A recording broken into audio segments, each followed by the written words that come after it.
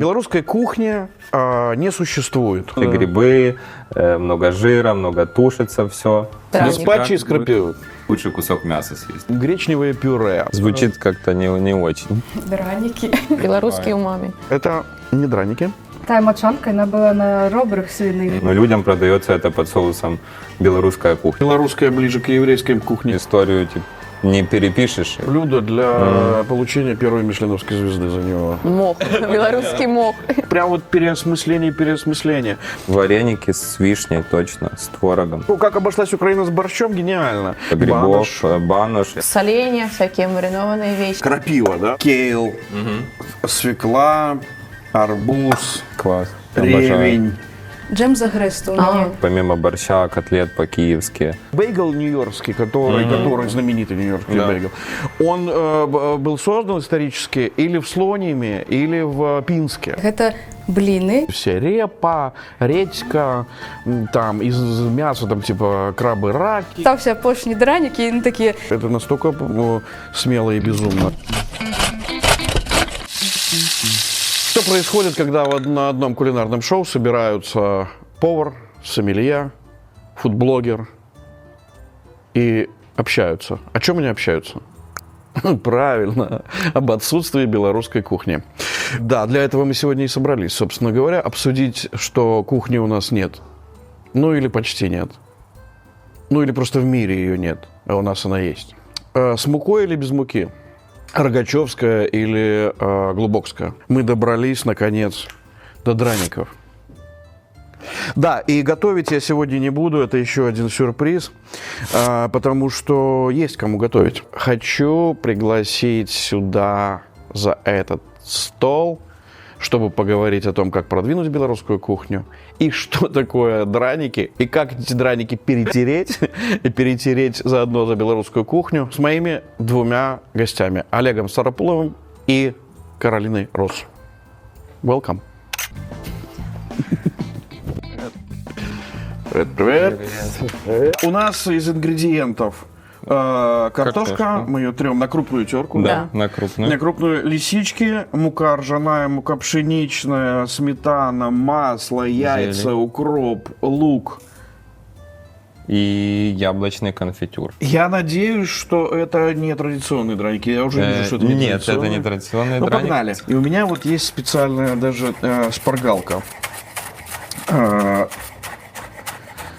Деруны в Украине, да? Деруны, да. Да, драники в Беларуси.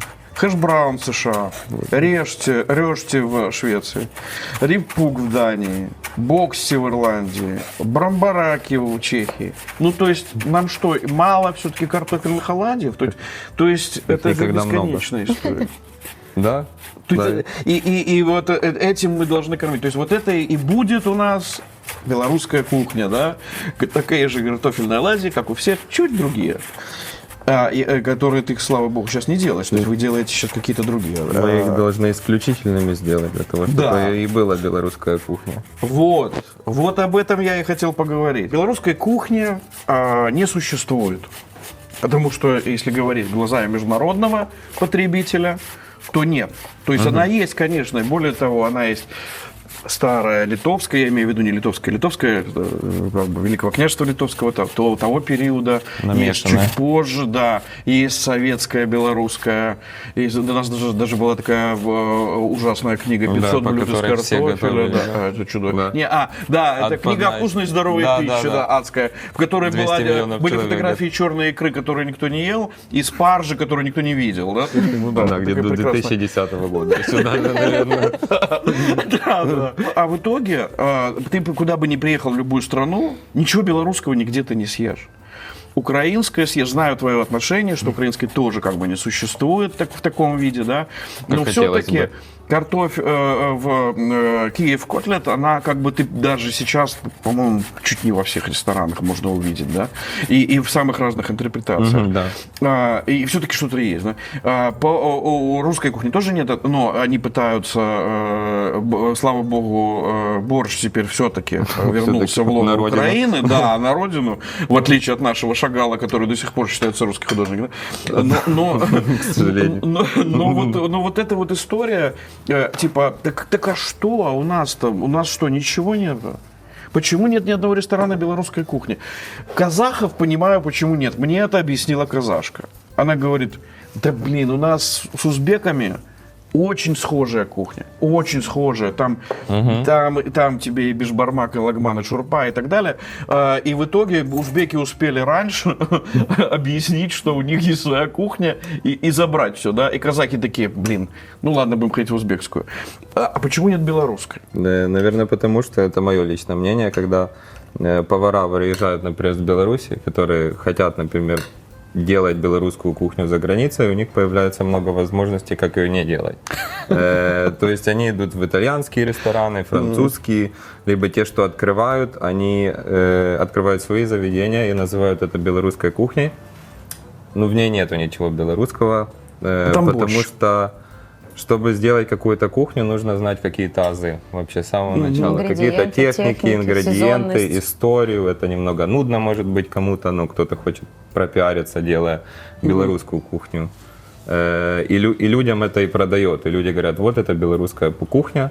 Так же самое и с украинской, но это не так. Это интерпретация каких-то разных собранных техник, продуктов и непонятно еще чего, но людям продается это под соусом белорусская кухня, например. Да. Я хочу один и тот же вопрос сначала задать тебе, а потом Каролине, потому что ты украинец этнически, она белоруска. И какие блюда украинской кухни могут стать вот таким... ну, ясно, что борщ уже стал, да, он уже в ЮНЕСКО даже... Вареники с вишней, точно, с творогом могли бы стать. Помимо борща, котлет по-киевски, очень классная кухня закарпатская, я бы сказал. Там очень много грибов, банош, и они все-таки по-другому готовятся, нежели в ближайших странах. Сразу же можно определить, что это украинские, закарпатские такие вещи, грибы, много жира, много тушится все. Ну, про драники можно не говорить, хотя стоит, возможно, сегодня увидите. Мне кажется, что в Беларуси, даже как что я помню, соленья, всякие маринованные вещи, они достаточно популярны. И мне кажется, это могло бы быть интересно развито, взять тоже как бы Ному, которая занимается целым изучением ферментации. С ферментацией, потому что у нас как бы ограничены тоже какие-то своего рода продукты, есть овощи, но нету каких-то... Да, для ферментации у нас раздолье, то есть Вот. ну, леса и прочее. То есть, Да, там возможно, есть это... крапива, да, то есть Да. она может быть. Да. Запросто. И она может и про, это и про ферментацию, Да, да. это и про супы, и про салаты, Да, про это что по угодно. сути как в ливанской кухне какой-нибудь или ближневосточной очень много используют зелени разные, которые под совершенно разной техникой приготовления создают какой-то уникальный вкус и не используют это как какой-то субпродукт, как что-то, на что, например, многие даже не смотрят. Вот ботвину, например, используют. Да. Это что-то супер популярное. Но многие вещи, как бы, еще, мне кажется, просто не дают им шанс вообще Ну на да. жизнь, на существование. Вот что сейчас ты, Олег, ты делаешь? Я замешиваю, я не скажу, что это массу на драники, на деруны И драники. ты вдруг туда, то есть белорусы спорят, с мукой или без муки, а ты лупанул туда два. Тут мука ржаная в основном, что как бы является традиционно белорусской штукой. У вас есть хлеб Да. ржаной, только на закваске, без дрожжей. Ага. Поэтому я решил добавить эту муку. Я часто использую только пшеничную, но так как это драники, я хотел подчеркнуть более какой-то кислинкой такой даже. Ага. В рецепте, может, не во вкусе. То есть сюда пошли, если так взять с начала до конца, это натертая на крупной терке картофель, мука пшеничная, мука ржаная, яйца, соль, Соль, перец, да, немного рапсового масла нефильтрованного или подсолнечного нефильтрованного масла. И все. Не оливкового. Ну, здесь есть такая отсылка к латкис, наверное. То есть к еврейской кухне, да, когда Может, поскольку и- крупная терка. Или хэшбрауны. Или к хэшбраун. Но у нас все-таки белорусская ближе к еврейской кухне, чем к американской. Но блюдо белорусской кухни, которое могло бы пойти сразу в какие-то чарты мировые. Вот с учетом доработки, переосмысления и так далее. Я бы драник сделал 100%. Это мой любимый, я обожаю. Его можно открывать ресторан как монопродукт, даже с драниками. Ну, мне так кажется. Я бы ходил в такой с удовольствием. Их можно как и сладкие, так и соленые делать. Внутри с чем-то, то есть как колдуны, например, только драник. Картошка. Да. Но именно стертых. Не с пюрешной штучки, а стертых, сырых. Да, ну это для меня просто... Я тоже смотрел белорусские блюда разные, оно все долго вареное, такое очень долго приготовленное, жирное, в сливках. Я бы это все поразделял, то есть по отдельности каждый ингредиент, больше внимания именно к ингредиентам, которые используются в Беларуси. Чтобы сначала идем от ингредиентов, потом уже с них собираем блюдо. И так Ты сейчас и людям говоришь, рассказывать. кстати, про мировой концепт. То Да. есть, потому что, да, разделение, да, Разделить, акцент на продукте, конечно. вот этой мешанину всю эту прекратить. Убрать, да, Но тушение. смотри, какая второй аспект мировой кухни. Это здоровая кулинария. Кейл, свекла, арбуз, Класс. Обожаю. ревень. То есть, вот, ну, собственно, что сейчас все идет, да? Вот, Ну, это то, просто что- овощи, это нездоровое как бы питание для меня. Да, но это сейчас как бы такой тренд, когда ты попадаешь в ресторан, ты такой, весь наборчик как, да, как с куста. Вот это ко мне. Спаржа, Да. цукини и прочее. То, чего раньше как бы не было. Даже теперь новая мишленовская звезда зеленая, да, за веганство. Как ужиться драникам, картофелю, ужиться с этой концепцией, со здоровой кухней? При разработке вот этого, например, белорусского блюда, ты полагаешь, что оно должно быть здоровым или оно должно быть в первую очередь там вкусным? В первую очередь вкусным всегда. Мне кажется, что надо немножко пересмотреть просто взгляд на здоровую кухню, что это не только не убрать какой-то ингредиент, а изменить его качество. То есть люди иногда не понимают, что купить просто качественный, там, органический фермерский продукт, он будет, или там масло, какое-то яйцо, оно будет полезно, оно будет здоровым, нежели купить что-нибудь там без калорий, без сахара, то, что на самом деле вредит нам гораздо больше. То есть, возможно, концепцию здоровой еды нужно поменять то, что это концепция философии, сама философия подхода к здоровой еде. Что это, как оно приготовлено? Навскидку. Давай разработаем сейчас то блюдо, которое ты бы понесла в мир белорусское. Ой, хорошо. Ну, Поменяемся ролями. Масло я бы не убирала никогда, но Да, сделала бы хорошо. его фермерским. Не против. Всю молочку можно белорусскую Не перенести. использовала бы импортные какие-то Молочка продукты. это продукт, а блюдо. Блюда, то есть, те же грибы, то есть смотреть не какие-то...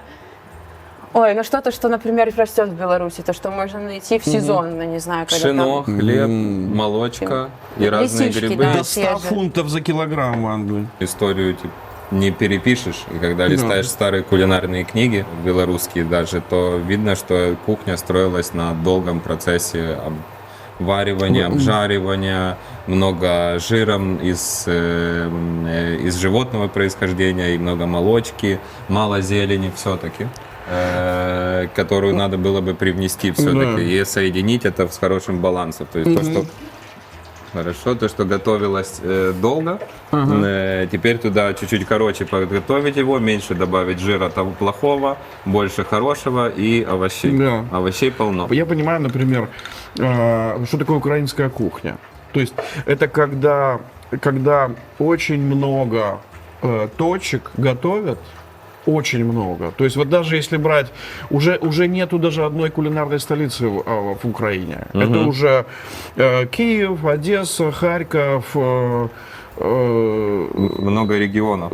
Да, то есть ты уже понимаешь, что ты куча городов, и в каждый город ты приезжаешь, и там просто... То есть уже Чернигов свои эти галушки разрабатывает на уровнях каких-то там сумасшедших. Если ты открываешь, допустим, белорусский ресторан с новой белорусской кухней, то ты должен взять старое и начать думать, как бы, и тоже пройти какой-то путь, поготовить и французскую, и, там, и итальянскую кухню, и разные вещи, чтобы набраться разных техник и представить уже как бы реинкарнацию этой кухни белорусской, но знать тоже свои азы, знать, откуда ты пришел. Ну, белорусы на самом деле всегда работают лучше всего, когда им никто не мешает. То есть, ну, это всегда так. По-моему, в Украине, по-моему, тоже. Там Так, уровень саморегуляции, ну, очень мощный. Да. А с другой стороны, оно же должно как-то стимулировать. Вот я вам скажу, что было в Британии. Да, 25 лет назад был доклад о том, что правительство, о том, что туристы не хотят ехать в Великобританию, потому что нечего есть. Картошка и мясо, пабная еда. Все, ну то есть, и туристы говорят, ну что, я не ел картошки с мясом, спасибо, нет. И тогда правительство начало принимать меры, да, какие-то стимулирования, освобождение от налогов, стимулирование национальных кухонь, интеграция, бла-бла-бла.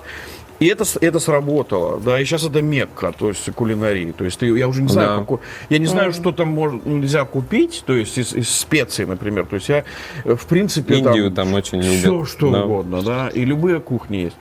Как это может быть, допустим, условно в Беларуси? Как это могло бы происходить? Должны люди приезжать с разных культур и развивать тоже... И что, предлагать им льготные условия открытия бизнеса или как? Наверное, да, какие-то донаты, чтобы как бы... Есть такая пословица, талантливым надо помочь, благодарности продаются сами. Поэтому вот если есть много, я уверен, талантливых белорусских поваров, которым надо помочь больше со стороны юридических каких-то условий. Даже в мире, не только почему там. в Украине сработало так, что там не понадобилось внешнее присутствие, а внутреннего хватило на такой подъем кулинарии? Наверное, просто из-за того, что больше людей. И оно так сработало, что как бы просто больше людей захотели этого и как-то меняют. Там не все так легко и не так, как кажется. Это тоже очень сложный процесс. Но он как-то работает, я думаю, из-за того, что людей много, и все уже просто задолбались ничего не делать и просто говорить. И некоторые, каждый точечно кто-то что-то открывает, и очень хорошее даже. Ну и так это как цепная реакция, как я говорю, почему нет кухни такой, как, например, в парижской гастрономической сцене, когда там очень много, там каждая маленькая бистро, это мишленовское бистро. И они делают французскую кухню совершенно по-другому. Как бы они создают эту цепочку. Ты можешь ходить по местам, и оно разное. Получается, что мы вроде как без своей кухни живем. Получается, что начинают какие-то люди, пытаются раскопать какую-то литовскую кухню старую, пытаются адаптировать что-то, но это все на каком-то абсолютно локальном уровне, там, на уровне там, фудблогера, да, который сидел дома, что-то наковырял, там, а оно никуда не идет, как бы, оно никак не выстреливает. Мне кажется, что... Ну, плюс еще это колонизация, которая работает, да, то есть когда... Вот чем отличается, собственно, белорусская кухня от русской? У русской была всегда только печь, да, к которой чугун вставил, там каша томится, все. Да? А у нас были еще всякие каминные решетки, у нас там жарка была и прочее. То есть у нас были грили уже там еще в те времена. И получается, что у нас многовариантность была, да, но мы почему-то ее решили отдать. Да? То есть мы как-то не распорядились правильно. Цимис, знаешь, блюдо. Цимис? Блюдо, еврейское блюдо. Ну, это же был очень еврейский край, в том числе, да. И получается, что это было наше блюдо, как бы, да, но оно теперь израильское. И вот это такие любопытные штуки, которые с нами сыграли злую шутку, да, то есть многие уехали. Бейгл нью-йоркский, который знаменитый нью-йоркский бейгл, он был создан исторически или в Слониме, или в Пинске. То есть, но мы опять-таки, мы бы все отдали, можно да? попробовать доказать вернуть, это, как бы, объяснить. Доказать. Не забрать, а просто если это Потому по что, факту конечно, так. как обошлась Украина с борщом, гениально. И по сути ведь, ну, я там всю Украину объехал, я борщи все ел. Ну, то есть я понимал, я даже когда я первый раз взял борщ в Одесской области без свеклы, с раками. я такой, нифига себе. С раками, я обожаю борщ с раками. Блин, нифига себе, а где свекла? Успокойся. Это попробовал, офигеть. И ты понимаешь, что, а как это сделать? И Клопотенко там умудрился как-то, собрать, обобщить, пихнуть, да, и такой типа, так это просто один и тот же борщ, то есть, ну, просто то же самое, видимо, произойдет с галушками, я подозреваю, да? Скорее всего, да. И вот нам нужно тоже как-то переизобрести нашу кухню, да, Должны люди быть. просто. Персона. Может, есть какие-то повара или шефы, которые могут это сделать, я не знаю, у Я вас щ- спросить. Мне кажется, что вот сейчас вот эта вот массовая иммиграция, что это один из шансов как Ну вот да. это, на это, потому что раньше, во всяком случае, за границей никогда не встречал белорусских К ресторанов. сожалению, Теперь уже есть, да? все открывают что-то другое. Ты обжарил в большом количестве масла, Мгм. сформировал и обжарил. Да. Дальше достал. Они Посолил. отстекли, да, чуть-чуть посолил я их, и они ждут сметаны, лисичек и выкладки на тарелку.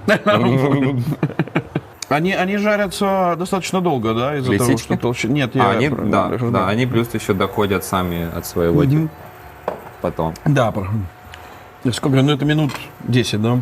Ну, они, в принципе, да, уже, как пока мы пожарим лисички, уже все будет готово. Тарелки я, наверное, возьму. Они, получается, как говядина, должны полежать и набрать. Да, чуть-чуть, чтобы набрать.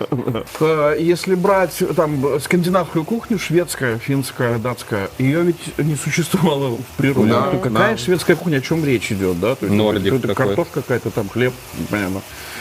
И вот сейчас этот нордик, это прям какой-то такой тренд. Да? И у меня ощущение, что очень много влияния, вот это то, что называется влияние личности, да. Условный Редзепи со своей Номой, он, по-моему, просто Данию просто прям привез на своих плечах в мировую Да. кулинарию, да. Но это Создал еще кухню, вот он. sustainability какой-то. Вот как раз-таки это же сама философия, наверное, нордических стран, что как бы no waste, zero waste. Как бы вся эта концепция у нас сочетается с кухней, с едой, и это поиск чего-то, что уже имеется, оно как будто дало Да. результат. И вот это вот еще, типа, если у меня не уродились грибы, ну, сорву мох, да, то есть, ну, чего-то я дерева. все равно приготовлю, да. Сейчас среди айсбергов, понимаете, это Северный Ледовитый океан. И раньше, вот когда я учился в школе, я привык к тому, что на картах Северный Ледовитый океан обозначался как такая шапка снежная, да, ледяная шапка. И сейчас на картах этого нет, потому что этой шапки уже тоже нет. Теперь это вот такое вот месиво, нагромождение айсбергов, которые тают. И когда ты живешь на берегу, ты видишь, как проплывает айсберг, и он тает прямо у тебя на глазах за несколько дней. На самом деле, это вот та печальная история, о которой, собственно, идет речь, да, о потеплении, о изменении климата. И на самом деле это и есть та проблема, с которой мы живем. Но осознать это можно только когда ты оказываешься здесь. И когда ты видишь, как это все тает. И когда ты понимаешь, что те места, которые были когда-то ледяной коркой, стали вот таким набором ледяных скульптур, которые исчезают в нашей жизни. А возможно, кто-то уже их и не увидит в своей жизни. Это любопытно на самом деле, потому что я вспоминал прошлые истории создания кулинарии, никогда такого не было, чтобы она родилась ниоткуда. То есть, я даже помню, когда, допустим, вот там греческой кухни ее как бы почти не было, и вдруг она появилась, потому что у народа захотелось вот такую прям рыбу. У нас средиземноморская. Да, когда пошла средиземноморская, заодно и это. Вот всё. Но ведь не так много кухонь вообще в мире. Очень мало. Ну, очень мало, богатая грузинская кухня. Даже Рене Да. Редзепи говорил, что это мексиканская, грузинская кухня, это самые недооцененные. Грузинская кухня, мне кажется, что это, во всяком случае, на континенте, так это вообще должна была бы быть топом. Да. Но люди Просто думают, что это маленькая только страна. хачапури, яйцо, она огромная, очень богатая. Огромное и огромное очень сложная. использование овощей. Да, огромный очень вариант, свежая. да. Но так как Да. ее преподносят, как бы тоже даже иногда сами грузины, это то, что они ели в детстве, Да. например. Но то, что новое можно создать, это огромное непаханное поле. Ты лисички жарил без масла или Сливочное масло. Со сливочным маслом. Да. Со сливочным маслом. Яблоки — это пюре. Это долго карамелизированные яблоки. То есть сначала делается карамель Да. с коричневого сахара, и потом бросаются яблоки, Они карамелизируются? вино, немного виски, и они как бы долго вывариваются, так сказать. С этим всем и получается такая яблочный конфитюр. С него же можно сделать и кетчуп яблочный, если добавить немного уксуса еще. То есть такой Да. немного в две стороны. Это не драники. Это, Драник. да, переосмысленный драник. Потому что его уже, то есть это уже требует названия своего. Ну вот, можно и начать с чего-то. Переосмысленный драник.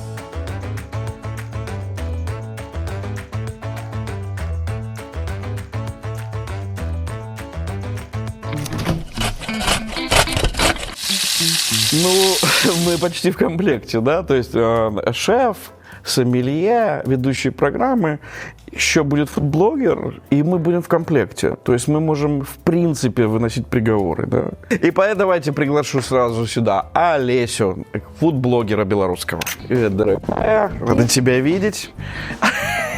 Привет, здравствуй. Присаживайся. У нас сегодня переосмысление драника через латкис, деруны и другой набор картофельных оладьев с лисичками, сметаной и вот этим, как мы назовем этот яблочный? Яблочный конфитюр, Конфитюр, джем, ну да. мармелад, как Да, угодно. и Олеся пришла тоже не с пустыми руками. Это ее хлеб ржаной.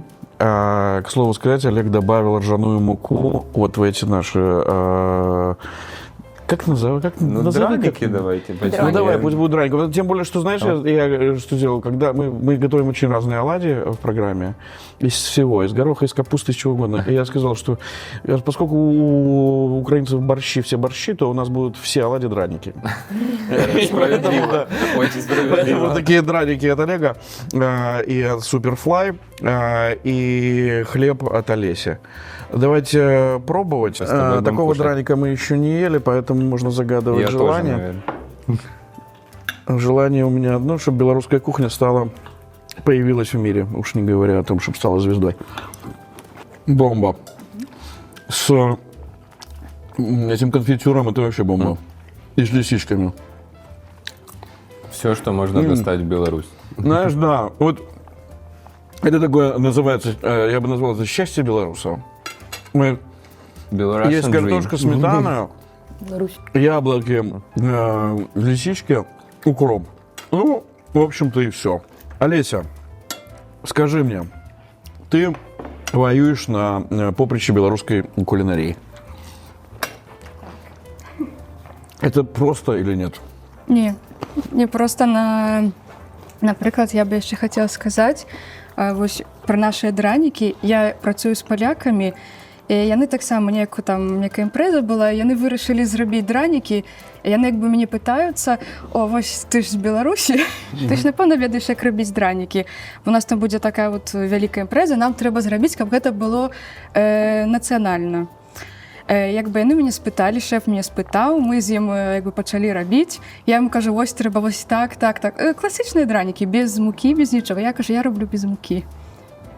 Окей, мы пачалі, мы падсмажылі. Яны такія паспрабавалі. Ну, смачна.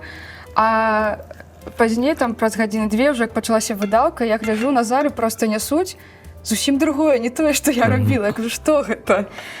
Яны такі, ну, гэта было смачна. Але мы кожную кухню сваю хочам зрабіць больш польскую. Яны проста дышаць у тое цеста, которое было, замяшалі творог, вот такі вот яны капчоны ты творог любяць, яны тады гэта замяшалі і зрабілі, і ну як бы это ўжо не дранікі, гэта я не ведаю. Клюски. Копченый творог, да? Так, Это великопольский, польский, они вообще але пошли яны в Берлин. выглядалі як сырнікі, яны конкретно як сырнікі выглядалі, і яны такі яшчэ джем там падставілі. Я кажу, так это со сметаной, мы драники со сметаной будем есть. Нет, для меня это был шок. Я пазней сказала, что больше мяне ў гэта вообще я ўвогуле не хочу з гэтым мець нічога дачынення, бо таксама было такі, ой, мы хотели зрабіць, быў Новы год, сялёдку под шубой. Я кажу, я уже не. Выбачце. Что такое для тебя белорусская кухня, расскажи?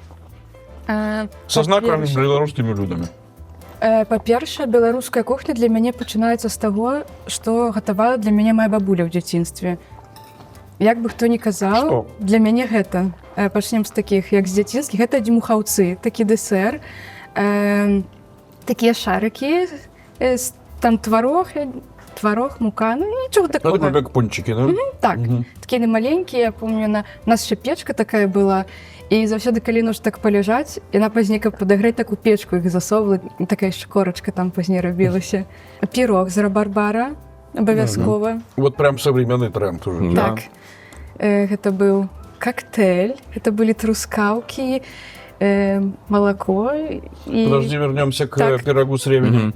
Как он выглядел? Пірог гатаваўся так, як звычайны вось такі, напрыклад, так цяпер джэмам робіцца малінавым. Большая частка гэта спод, а далей клаўся рэвень, рабарбар, але з яго спачатку таксама рабіўся такі джэм, конфітюра, такая трошкі так. Карамелізавалася. Так. І далей пасыпалася вот гэта цеста, якое заставалася, ставілася ў духовку. Ну да, совершенно так. Такой нынешний десерт. Так, нічого такого, там просто была вот такая форма, і ўсё на гэтым. Из вторых блюд? Вядома, гэта былі налеснікі з мачанкай. Это классик. Мочанка. А в Украине нету мочанки? Ну, есть вот на Закарпатье готовят, типа, с грибами, с сливками, с какими-то ребрышки. Ну, такое, как бы, долго готовленное что-то, жаркое, мы называем. Но вот мне кажется, что мочанка может претендовать на...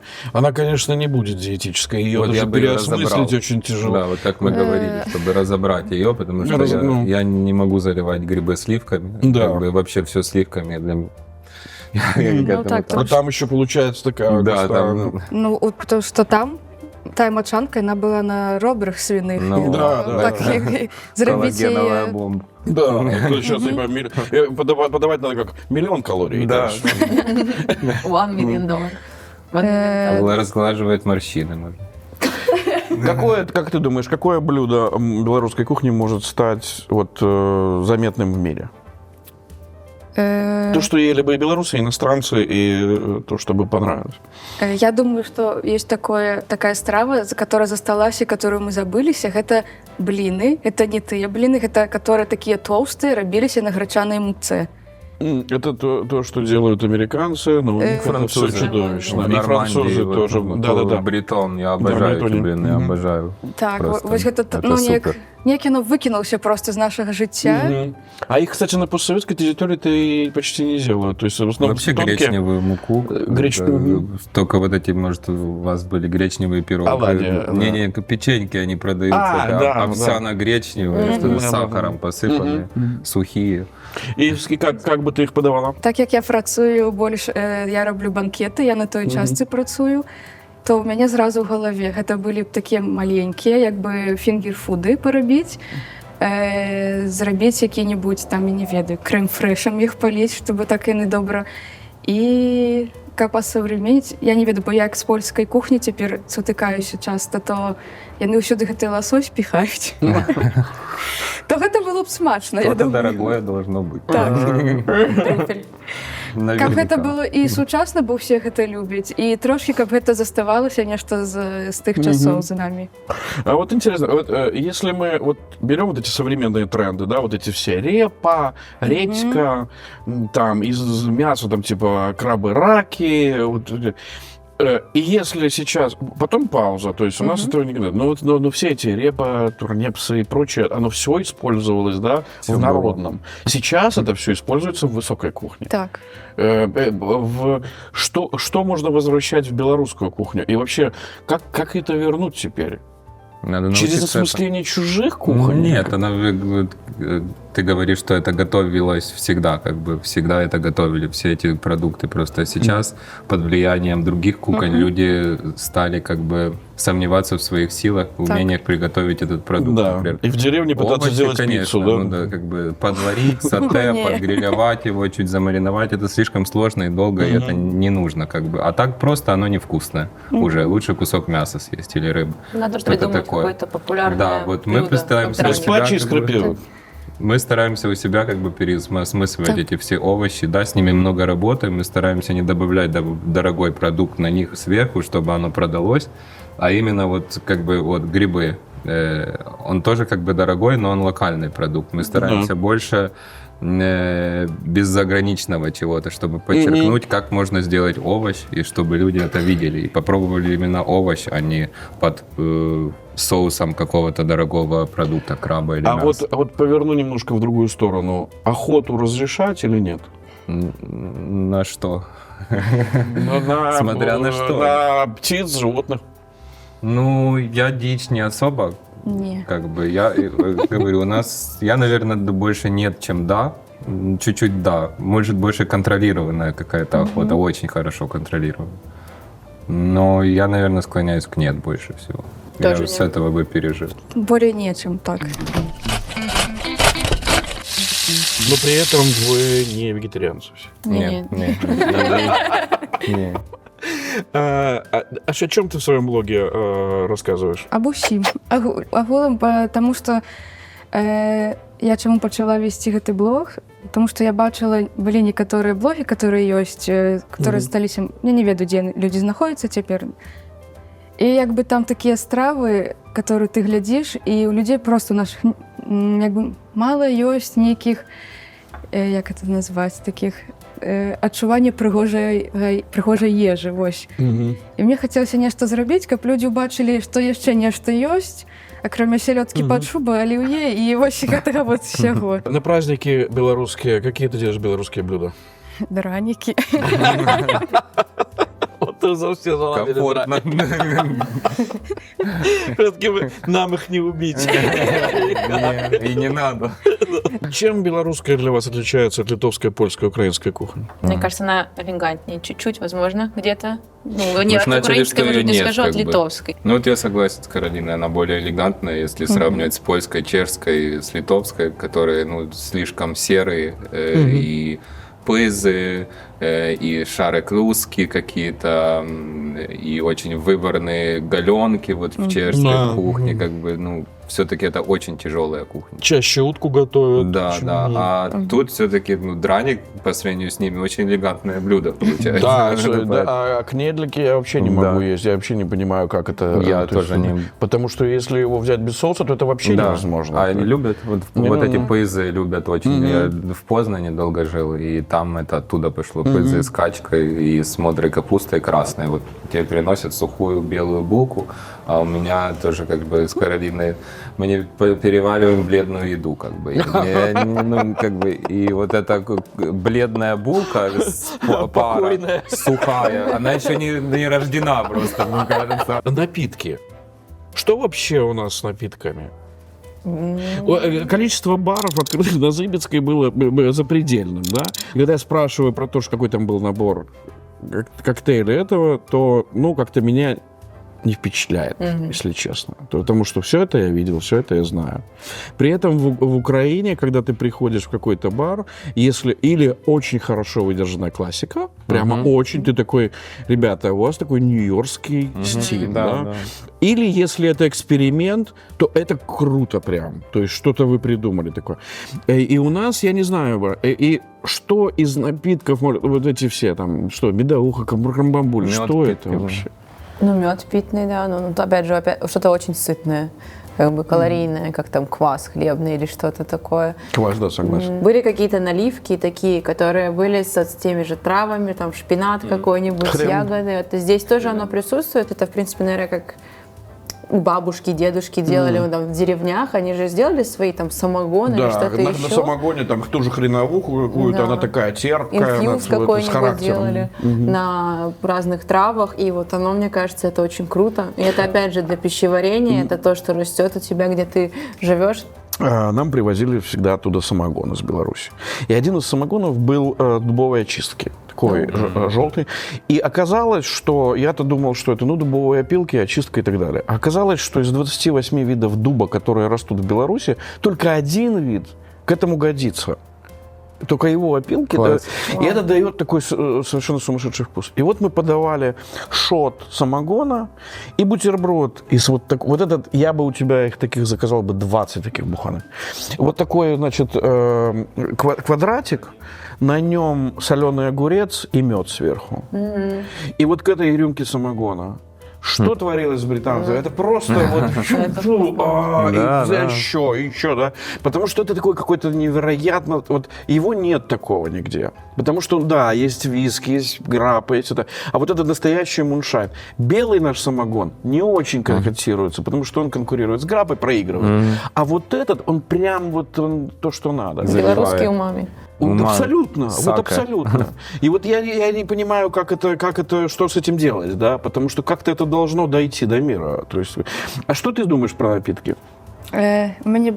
Я зараз скажу, мені був такий випадок, коли ми їздили у італійську сім'ю у гості, якби на літо по цій чорнобильській програмі. І тато мой, можна хіба так казати, робив.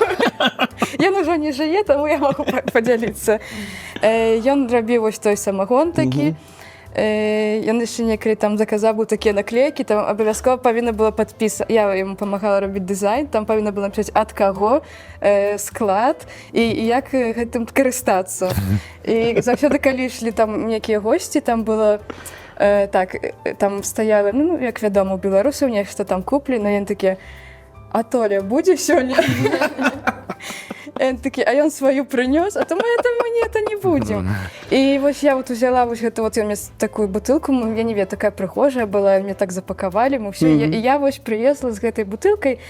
Я кажу, як я з гэтым паеду? На самалёце, як вы там прыграць, дзяцей ніхто не глядзіць. Я кажу, добра, і не глядзелі.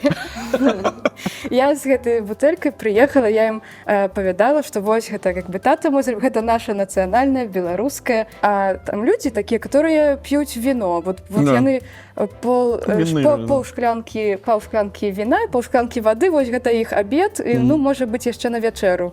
Яны такія вырашылі гэта паспрабаваць, наліваюць, яны пачалі піць, яны проста былі ў такім, я не знаю, іх восторг, просто што гэта? Нектар.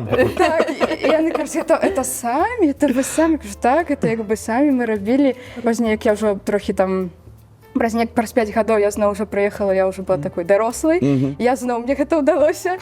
І я ім да таго прыгатавала яшчэ дранікі. Я кажу, сёння мы будзем есці толькі беларускую кухню. І піць, соответственно. Так, яны з'елі. Я нават, як бы, я там, пакуль я там... Так, я расказвала, як там пра дранікі, пра нашу кухню, якімі ведамі дзялілася. Яны проста з'елі ўсё. Я такая гляжу, мне нічога не засталося. І яны, астаўся апошні дранік, і яны такія: «Хто будзе яго есці?» Я кажу, вось, нашу кухню таму трэба неяк прэзентаваць, паказваць, у нас усё ёсць для гэтага. Тогда ты еще хлеб не пекла сама. Не. Хлеб у пандемію у нас атрымаўся. Все-таки локдаун, конечно, подвинул кулинарию, дай бог. Как ты пекла этот хлеб? Закваска на ржаной муке, ржаная мука, солод з Беларусі прыехаў, камін і календра яшчэ. І цукер. Карычневы. Усе баяцца белага, то я кажу. Ну вот под это как раз та рюмка должна была. Але як казаць пра нацыянальныя стравы, з маіх такіх, от я глядзела, як калі нас некія там госці былі з замежных краін, уха, ось уха, ні. Нет. Яны не, якби, Ну, как бы, когда у тебя есть там всякие буябес, это сложно. Есть уху или катаплан у португальцев. Ну, то есть, я не понимаю, как после этого есть уху. К слову сказать, литовцы-то смогли из своего хлеба сделать. И Да, защищенный ты. И даже Бородинский, который украден у них, который сейчас в Лондоне продается в магазинах, как бы бородинский хлеб. Да, Потому у что нас популярный. тоже Бородинский продают. ну, гэта, дарэчы, падобны. Ну вот, он, да, очень классно. Он лучше, чем, да. Вот если человек ничего не знает о белорусской кухне, чем бы вы его накормили? Вот просто такой, типа, ужин. Ну, так, только драники. Сначала бы мед питьевой. Мгм. Ну вот хлебушек, может, с взбитым маслом каким-то очень. Только маслом на квашеной сметане. Часто в деревне, в селах делали именно с квашеного Да, чего-то. да, согласен. Наверное, на десерт или на завтрак, или вообще, я бы понял, подал бы вот эти тоже блины пышные, которые с печи, тоже на квашеном масле, с каким-то сиропом березовым, ну, может быть, Вареньем. шишковым вареньем, О, загресту. чем-то лесного чего-то и с лесными орехами. Закончится у нас там эпопея в Беларуси, мы тебе дадим белорусский паспорт. Миссию пойдешь выполнять. Миссия ООН. Да, в лес меня сразу возле озера какого-то, мне удочку, домик, Коптильню. и будем как контина. На самом деле, знаешь, вот, допустим, тот же угорь, у нас, если у японцев это один угорь, у нас другой угорь. Да, конечно. И наши угри, вот этот, я бы давным-давно уже занимался этим, а у нас, наоборот, было запрещено их ловить, то есть, ну, какой-то бред. И займитесь разведением. Да. Белорусский угорь. Ну, что, Конечно. почему-то брусника белорусская продается в Лондоне, а угорь нет. Польский есть тоже угорь, они Да, очень да. популярны. Комаровка — это бренд? Уже, да, мне Так. кажется. Еще что белорусские бренды? Только не надо про клюкву в сахаре, это давайте отдадим Ой, туда. Это вкусно будет. Особенно, когда полежит недели Шоколад 3. какой-нибудь, типа Тоже вино Аленка. натурально. Мне кажется, это уже бренд.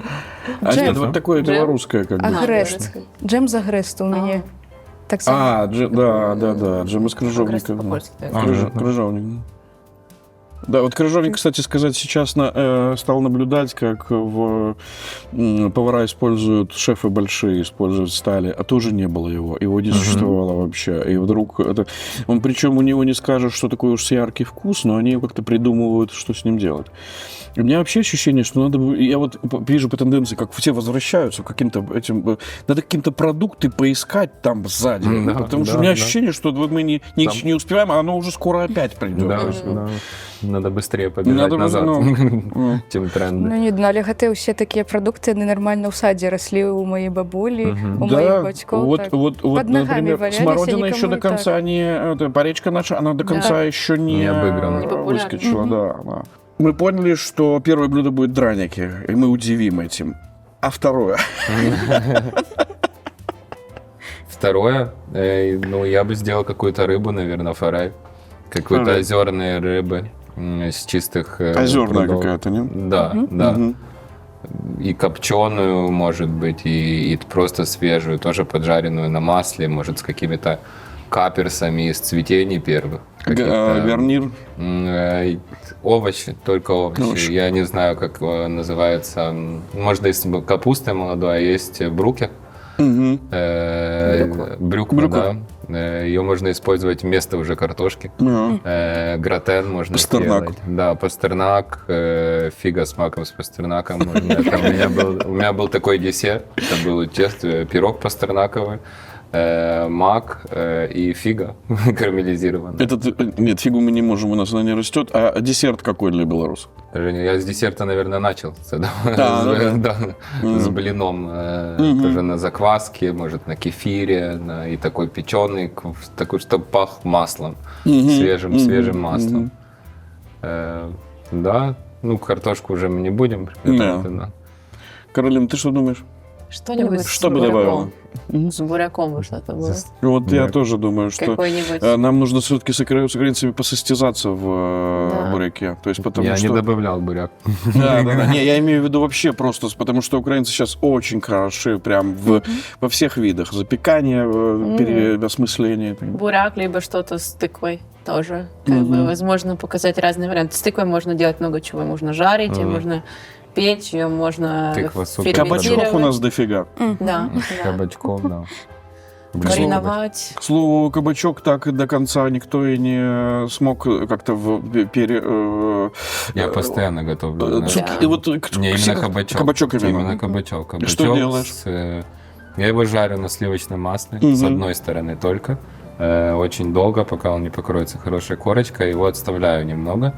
И получается, с потом одной делаю- стороны, чуть-чуть свежее, а Да, это такой... он хрустящий, даю немного сока с лайма, грубой соли, много перца и делаю такой салат вот сейчас с красной икрой, сметаной, с маслом из любчика и бобы. Сейчас первые бобы появились. Кстати, знаешь, вот я заметил, что вот к этим овощам, которые не имеют такого собственного яркого вкуса, вот типа тоже это и цветная капуста тоже, да, вот эти икорные соусы, они прям как будто специально... Да, холодные корни с молодым этим бобом, фасолью. Очень вкусно, и это можно еще притереть ботаргой. Тоже такой очень морской, соленоватый вкус, потому что цукини, что кабачок особого не имеет. Им надо это придавать, но не именно им придавать, а не заслонять чем-то другим. Да. Поэтому согласен. вот в этом блюде все равно как бы кабачок главную роль исполняет. Он напитан вкусами, но это кабачок. Тут супер. нету стейка рядом, нету тунца, да. нету ничего. Олеся, ты что думаешь? Я падглядзела ў палякаў, корань пятрушкі, напрыклад, і салеру, і зрабіць з гэтага такое пюрэ. Вот, напрыклад, да той же фарэлі, як бы дадаць. А сельдерей это тоже, ты имеешь в виду ветки или... Корень. Так. Гэта так смачна, я неяк сабе зрабіла і вспамінаю, што гэта ж у нас усё было, мы просто гэтым не карысталіся. Так.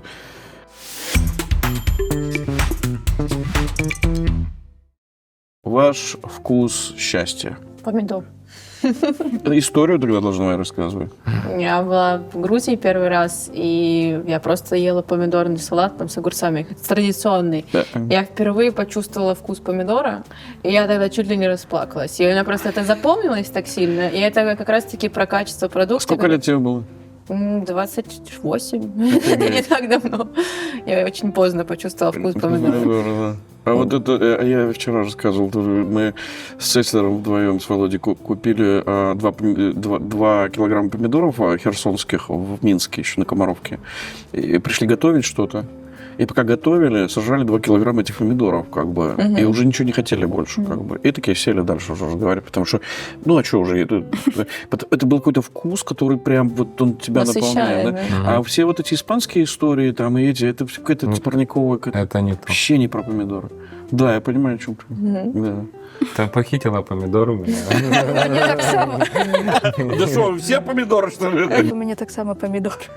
А почему у тебя помидоры? Генеральское слово. Памідор, таму што это таксама было, калі я кажу, я тады паехала вось у Італію, у гэтую сям'ю, і ў іх такая была, так назваць, агарод такі вялікі, і там раслі вось гэтыя памідоры, у нас такіх не было, яны былі такія гіганцкія, ружовыя.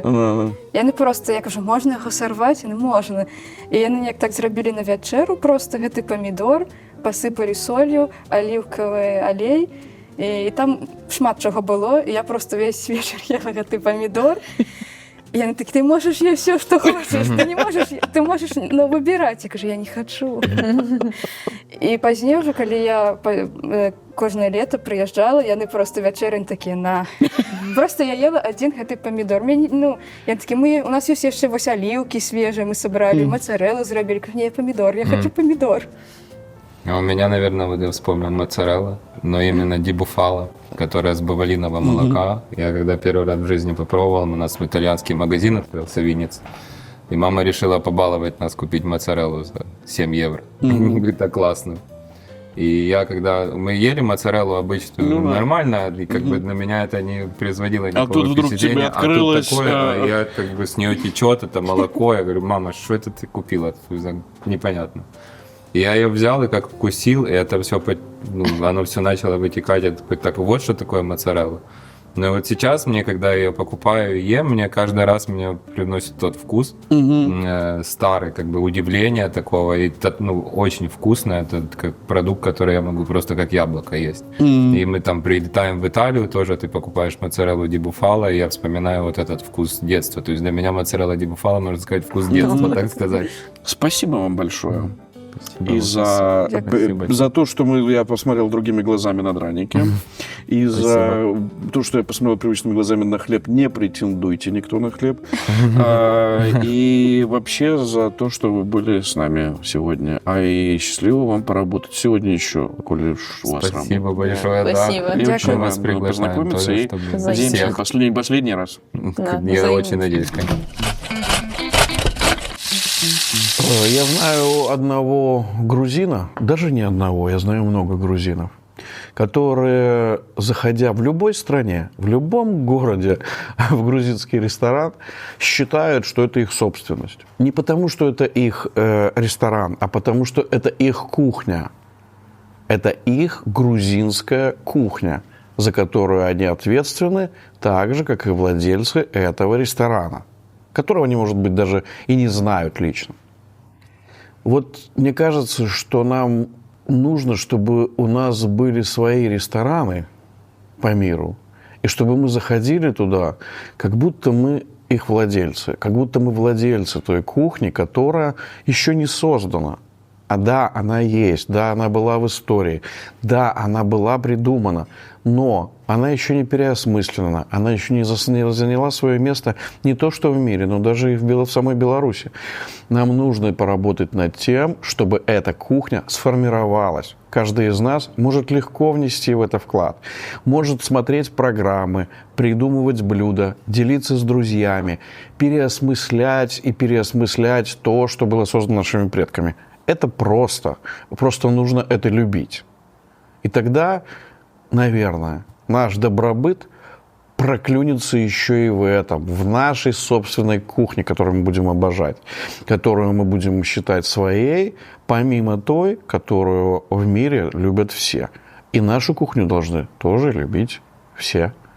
Ну вот видите, драники же мы можем получить, а вот этот хлеб я никому не отдам, потому что такого хлеба я давно не нюхал, тем более не ел. Поэтому спасибо, что вы были сегодня с нами.